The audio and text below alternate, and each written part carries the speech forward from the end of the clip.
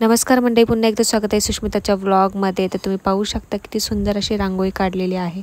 खूप सुंदर असं सजावट केलेलं आहे। तर सजावट ही कशासाठी केली तर सजावटीवरनं तुम्हाला कळालंच असेल। तर आपल्या बाळाचं वेलकम माऊ आणि मामाच्या घरी म्हणजे माझ्या माहेरी बाळाचं खूप सुंदररित्या असं आगमन केलं। आणि तुम्हाला माहितीच आहे माझी डिलिव्हरी झाली आणि मला बेबी गर्ल झाला आहे आणि आमच्या घरी लक्ष्मी आली आहे। खूप सगळ्यांना आनंद झाला आहे आणि या आनंदच एकदम छान प्रकारे साजरा करण्यात आला। आल्या फटाकडे वाजवण्यात आले आणि फटाकडे वाजवून मग बाळाचं स्वागत करण्यात आलं। पहिलं माझी नजर उतरवली बाळाची माझी, कारण लांबून आलो होतो परंपरेनुसार। आणि मग खाली पाहतच असतात इतकी सुंदर रांगोळी काढली होती, प्रत्येक फ्लोअरवर रांगोळी काढली होती। त्यानंतर ओवाळणी केली बाळाची आणि बाळाचं पहिलंच आमच्या घरात सगळ्यात छोटं बाळ आहे, हे पहिलंच बाळ आणि त्यामुळे सगळे खूप खुश होते।